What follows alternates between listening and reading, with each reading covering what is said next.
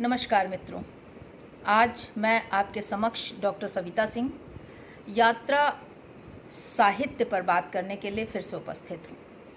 आज आपके समक्ष राहुल सांकृत्यायन जी का तिब्बत की सीमा पार इस यात्रा वृतांत पर बात करेंगे। इस यात्रा साहित्य में लेखक ने अपनी तिब्बत यात्रा का वर्णन किया है। इसमें पहाड़ी इलाके का बारीकी से चित्रण किया गया है। पाठक इसे केवल पढ़ता ही नहीं है, बल्कि पढ़ते पढ़ते सारी जोत के दर्शन भी कर लेता है।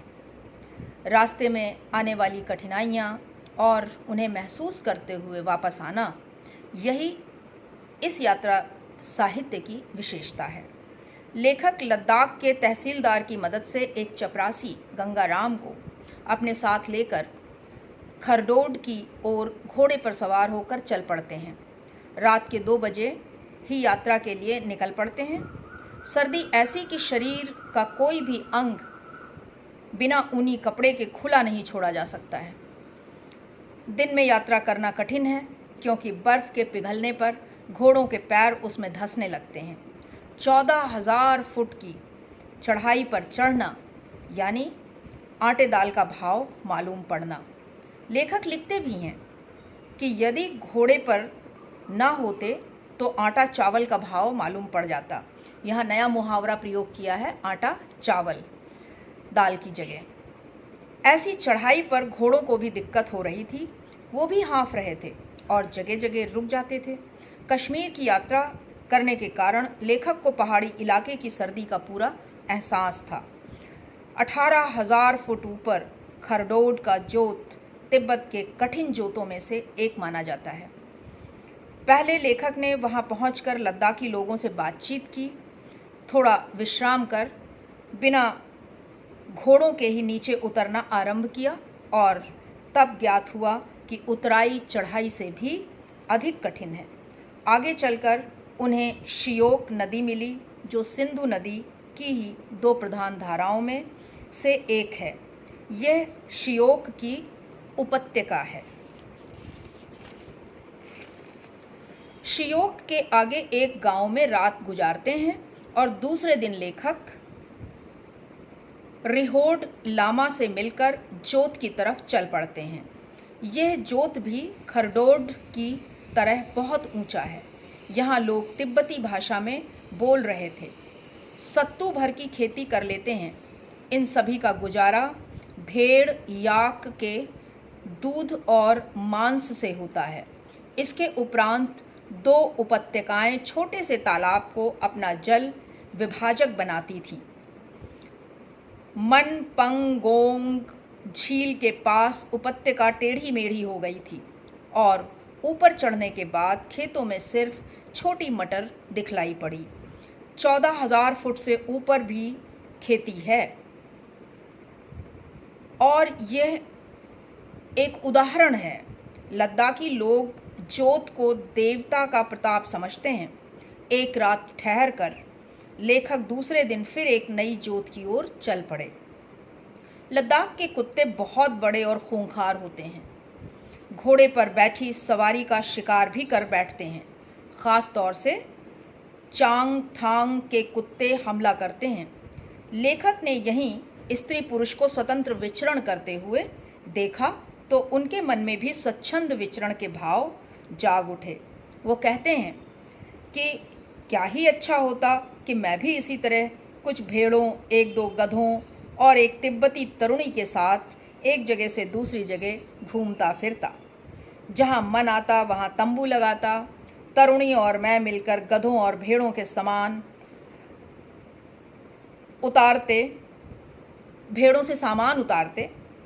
2 बड़े कुत्तों हमारी चीज़ों की रखवाली करते। तरुणी चाय बनाती। फिर उस निर्जन निर्वक्ष नंगी पर्वत उपत्यका में हम दोनों एक निर्द्वंद विचित्र सा जीवन बिताते। लेखक की ईमानदारी को भी जान लेना आवश्यक है। वह इस बात को बखूबी जानते हैं कि यह भाव मात्र एक लालसा है और जीवन में न जाने कितनी लालसाएं वक्त बेवक्त उठती हैं, लेकिन उनमें से पूरी कितनी होती हैं, यह तो वक्त पर छोड़ना ही उचित होगा। वो कहते हैं, क्या लालसा मात्र से जीवन को बढ़ाया जा सकता है? यह समझने पर भी मेरी लालसा दबी नहीं।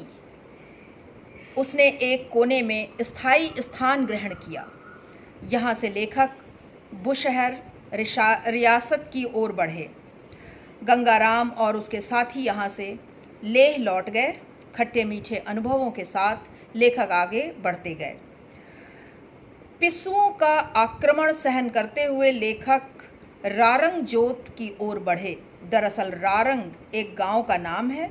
यहाँ गांव के मुखिया से लेकर मिले सभी से और रात भर रुके, लेकिन स्वागत के मामले में बड़ा रुक्ष गांव लगा। पानी को भी न पूछा। लेखक ने इस गांव का नया नामकरण कर दिया और कहा कि दूसरे दिन भरिया के साथ मैं इस स्वागत शून्य गांव में नहीं रहूँगा, अब यहाँ से चल पड़ूँगा। यह इलाका थोड़ा गर्म था और ऊपर से नीचे 1000 फुट तक 80 डिग्री के झुकाव पर करीब करीब धूल और छोटे पत्थरों की एक धार गिर रही थी।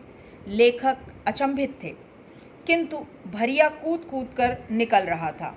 एक और दृश्य लेखक को चौंकाने वाला मिला। जब भरिया रस्सी के सहारे नदी के ऊपर से इस ओर से दूसरी ओर गया। धूलिकी नदी को लेखक ने भी तार के सहारे पार किया। इसके उपरांत लेखक कन्नौर, जो किन्नर का अपभ्रंश है, वहाँ पहुँचे। यहाँ देवदार के वृक्ष और हरियाली देखकर मन को शांति मिली। इसके बाद हिमालय से होते हुए सुमनम, सुमनम से कनम, चिरनी, सराहन, रामपुर, कोटगढ़, शिमला, मेरठ और अंततः अपने घर छपरा पहुँचे। लेखक ने अपने अनुभवों को इस ढंग से प्रस्तुत किया है कि पाठक न चाहते हुए भी अपनी यात्रा मन ही मन आरंभ कर देते हैं। यहीं पर यात्रा साहित्य का उद्देश्य पूर्ण हो जाता है। इस यात्रा साहित्य की विशेषता ये है कि लेखक ने पहाड़ी मार्गों का वर्णन कर जहाँ एक ओर पाठकों के रोंगटे खड़े कर दिए हैं, वहीं दूसरी ओर ऊंचाई पर चढ़ते हुए जानवरों और मनुष्यों के फेफड़ों की स्थिति को भी बताया है। इसमें उन्होंने संस्कृत, तद्भव, उर्दू, अरबी, फारसी शब्दों का प्रयोग खुलकर किया है तथा हिंदी मुहावरों को नया रूप भी दिया है। इस प्रकार यात्रा साहित्य अगर आपका मन मोहती है तो आप हर दिन एक एक यात्रा साहित्य के विषय में मेरे द्वारा अवश्य सुनें। धन्यवाद।